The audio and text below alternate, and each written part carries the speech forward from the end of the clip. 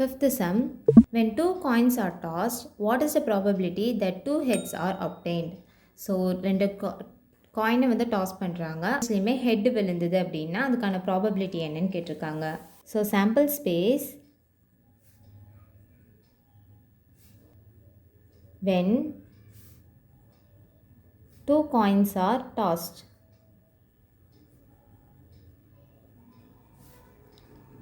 S is equal to space sample space இந்த Sன்னு நம்ம எழுதுகிறோம்.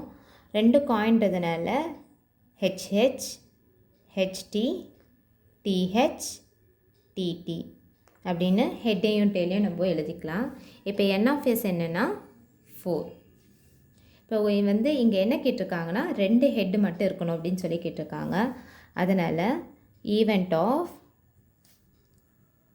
கெட்டிங் டூ ஹெட்ஸ், இதை வந்து ஏன்னு நம்ம எழுதிக்கலாம். ஈக்குவல் டு ரெண்டு ஹெட்டு மட்டும் கிடைக்கிறது வந்து ஒன்றே ஒன்று தான். ஸோ அந்த செட்டை எழுதிக்கலாம், செட்டுக்குள்ளே எழுதிக்கலாம் ஹெச் அப்படின்ட்டு. ஸோ N of A வந்து 1. இப்போ இதுக்கான ப்ராபபிலிட்டி என்னன்னு பார்க்கலாம். Probability of getting two heads P of A is equal to N of A by N of S, which is equal to 1 by 4. Sixth sum, two dice are rolled. Find the probability that the sum is equal to 1, equal to 4, less than 13. So ரெண்டு dies வந்து role பண்ணுறாங்க. அந்த ரெண்டு டைஸ்லேயும் இருக்க ஃபேஸில் விழுற நம்பர்ஸை நம்ம ஆட் பண்ணும்போது 1ன்னு கிடச்சிதுன்னா அதுக்கான ப்ராபபிலிட்டி என்ன, 4ன்னு கிடச்சிதுன்னா அதுக்கான ப்ராபபிலிட்டி என்ன, 13ன்ற நம்பரை விட கம்மியான நம்பராக கிடச்சிதுன்னா அதுக்கான ப்ராபபிலிட்டி என்ன அப்படின்னு கேட்டிருக்காங்க. ஸோ ரெண்டு டைஸை ரோல் பண்ணும்போது அதில் கிடைக்கிற சாம்பிள் ஸ்பேஸஸை இப்போ எழுதியிருக்கேன். இப்போ இதில் வந்து ஃபஸ்ட்டு நம்ம சம் வந்து 1ஆக இருக்கணும் அப்படின்றதுக்கான ப்ராபபிலிட்டி பார்க்கலாம். இப்போ ஈக்குவல் டு 1 அப்படின்னு பார்த்தோம்னா இதில் எதுவுமே வந்து 1ன்றதை கொடுக்காது. இப்போ ரெண்டு நம்பரையும் நம்ம ஆட் பண்ணும்போது 1ன்னு கிடைக்கணும்னு சொல்லி தான் கொஷனில் கேட்டிருக்காங்க. அப்படி பார்த்தோன்னா இங்கே கிடைச்சிருக்க இந்த சாம்பிள் ஸ்பேஸில் எதுவுமே நமக்கு வந்து ஈக்குவல் டு 1 கிடைக்காது. So event of the sum equal to 1 is 0. Therefore, probability is equal to 0. அடுத்ததா செகண்ட் கொஷின் ஈக்குவல் டு 4 அப்படின்னு சொல்லி கேட்டிருக்காங்க. அதாவது ஃபஸ்ட்டு டைஸ் செகண்ட் டைஸ் இந்த ரெண்டு டைஸையும் ஆட் பண்ணும்போது 4ன்னு கிடைக்கணும். அப்படி பார்த்தோன்னா நமக்கு 1,3, 2,2, 3,1 இந்த 3 இது தான் நமக்கு கிடைக்கும். So event of the some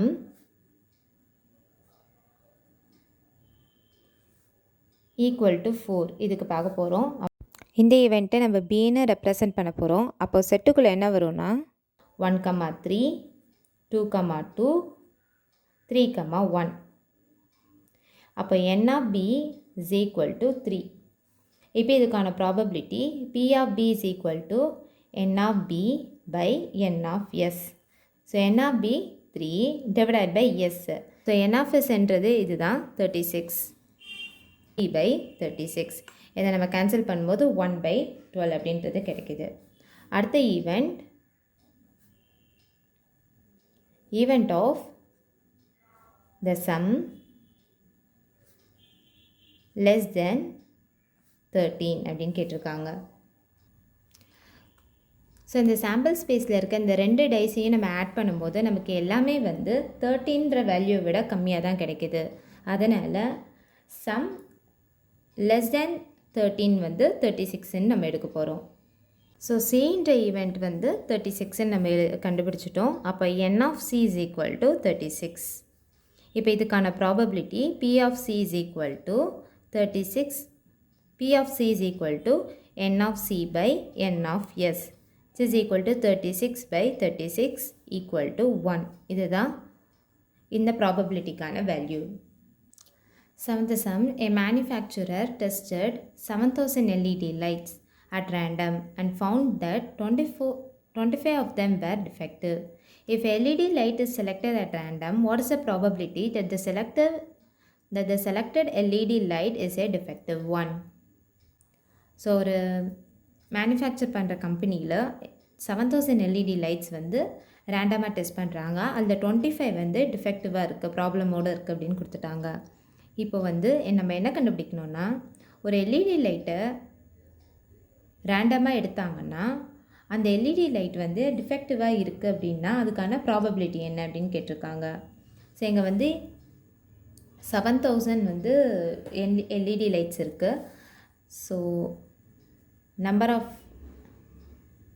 LED lights n of s is equal to 7,000. இப்போ இதில் வந்து 25 வந்து ஆல்ரெடி டிஃபெக்ட் அப்படின்னு சொல்லி கொடுத்துட்டாங்க. அதனால் number of defective light n of a, இந்த டிஃபெக்டிவ் லைட்ஸை நம்ம ஏன்னு கன்சிடர் பண்ணுறோம். அப்போ n of a is equal to 25. இப்போது இந்த டிஃபெக்டிவ் லைட்டுக்கான ப்ராபபிலிட்டி என்னன்னு கண்டுபிடிக்கணும். So probability of selecting a defective light, P of A is equal to n of A by n of S, which is equal to 25 by 7,000. So 25 ones are 25, 25 twos are 50, balance 20 வரும். 25 eights are 200 வந்துரும். மீதி ஒரு 0 இருக்கனால 0. அப்போது P of A is equal to 1 by 280. Eighth sum, in a football match, a goalkeeper of a team can stop the goal 32 times out of 40 attempts tried by a team. Find the probability that the opponent team can convert the attempt into a goal. So ஒரு football match நடக்குது. அதில் இருக்க goal keeper வந்து 40 அட்டம்ப்ஸில், அதாவது எதிர் டீமில் 40 அட்டம்ப்ஸ் பண்ணுறாங்க கோல் அடிக்கிறதுக்கு. அந்த கோலில் 32 டைம்ஸ் வந்து ஸ்டாப் பண்ணியிருக்கிறதா கொடுத்துருக்காங்க. இப்போ இங்கே என்ன நம்ம ப்ராபபிலிட்டியை கண்டுபிடிக்கணும்னா, அந்த ஆப்போனன்ட் டீம் வந்து ஒவ்வொரு அட்டம்ப்டையும் ஒரு கோலாக மாற்றினாங்கன்னா எப்படி இருக்கும், என்ன கிடைக்கும் அப்படின்னு சொல்லி கேட்டிருக்காங்க. So total number of attempts, so மொத்தம் வந்து 40 attempts பண்ணியிருக்காங்க. அதனால் n ஆஃப் எஸ்ஸை வந்து நம்ம 40ன்னு எடுத்துக்கலாம். இதை வந்து நம்ம டீம் ஏ டீம் இ அப்படின்னு வச்சுக்கலாம். ஆப்போனன்ட் டீமை வந்து டீம் பின்னு வச்சுக்கலாம். கோலை வந்து ஸ்டாப் பண்ணுற டீமை வந்து ஏன்னு நம்ம கன்சிடர் பண்ணிக்கலாம். அப்போது total number of attempts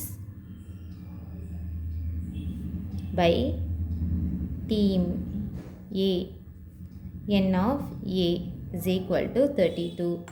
so team A வந்து 32 டைம்ஸ் வந்து ஸ்டாப் பண்ணியிருக்காங்க. அடுத்தது ஆப்போனன்ட் டீம் பிக்கு வரலாம். So total number of attempts by opponent team B. அப்போ n of B is equal to, இந்த 40லேருந்து இந்த 32வை நம்ம செப்பரேட் பண்ணணும். அப்போ தான் வந்து n of B என்ன அப்படின்றது நமக்கு கிடைக்கும். So 40 minus 32 equal to 8. இதுதான் n of B. இப்போ இதுக்கான ப்ராபபிலிட்டி என்னன்னு கண்டுபிடிக்கணும். So P of B is equal to n of B by n of S equal to 8 by 40. அப்போது கேன்சல் பண்ணும்போது நமக்கு 1 by 5ன்றது கிடைக்கும். ஸோ இதுதான் ஆப்போனன்ட் டீமுக்கான probability. Ninth sum, what is the probability that the spinner will not land on a multiple of 3? So இங்கே ஒரு spinner கொடுத்துருக்காங்க. இந்த ஸ்பின்னர் வந்து 3யோட மல்டிபிள்ஸில் லேண்ட் ஆகாமல் இருக்குது அப்படின்னா அதுக்கான ப்ராபபிலிட்டி என்னன்னு கேட்டிருக்காங்க. ஸோ ஃபஸ்ட்டு சாம்பிள் ஸ்பேஸ் என்னன்னு எழுதிடலாம். ஸ்பின்னர் வந்து ஸ்பின் ஆகும்போது இந்த 8 வேல்யூஸ், இந்த 8 சாய்ஸஸில் ஏதாவது ஒரு சாய்ஸ் எடுத்துக்கும். அதனால் total number of choices n of s is equal to 8ன்னு அசியூம் பண்ணிக்கலாம். இப்போ மல்டிபிள் ஆஃப் 3 எடுக்கணும். So total number of multiple of 3. இதை நம்ம ஏன் கன்சிடர் பண்ணுறோம்? அப்போது இந்த செட்டில் என்ன வரும்னா 3, 6 இது ரெண்டு மட்டும்தான் 3யோட மல்டிபிள். அப்போது n of a is equal to 2. இப்போ கொஷினில் நமக்கு என்ன கேட்டிருக்காங்கன்னா நான் மல்டிபிள், அதாவது not land on a multiple of 3ன்னு கேட்டிருக்காங்க. அதாவது 3உடைய நான் மல்டிபிள் என்னன்றதை பார்க்கணும். So total number of non multiple of 3. So இதை வந்து நம்ம பின்னு எடுத்துக்கலாம். அப்போது பி வந்து என்னென்னா இந்த 3, 6 விட்டுட்டு மீதி இருக்கிறது செட்டில் எழுதணும். 1, 2, 4, 5, 7, 8. அப்போ n of b is equal to 6. இப்போது இந்த நான் மல்டிபிள் ஆஃப் 3 தான் நமக்கு தேவை. அதுக்கான ப்ராபபிலிட்டி தான் நம்ம கண்டுபிடிக்கணும். அதனால் p of b is equal to n of b by n of s equal to 6/8. So இதை கேன்சல் பண்ணோன்னா நமக்கு 3/4 அப்படின்னு கிடைக்கும். இதுதான் probability that the spinner will not land on a multiple of 3. 10th sum, frame 2 problems in calculating probability based on the spinner shown here. So இதே ஸ்பின்னரை நம்ம consider பண்ணி 2 problems வந்து நம்ம க்ரியேட் பண்ணணும். அதாவது ப்ராபபிலிட்டி கண்டுபிடிக்கிறோம் அப்படின்றதுக்கான ப்ராப்ளம்ஸ் வந்து க்ரியேட் பண்ணணும்னு சொல்லி கொடுத்துருக்காங்க.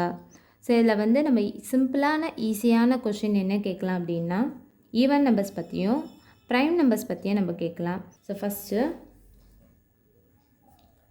What is the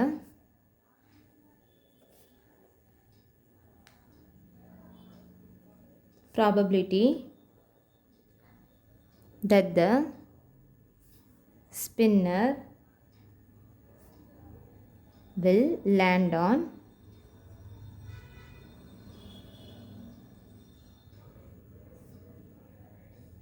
an even number.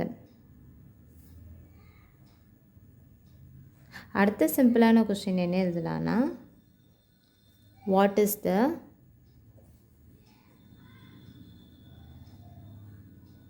probability that the spinner will not land on a prime number.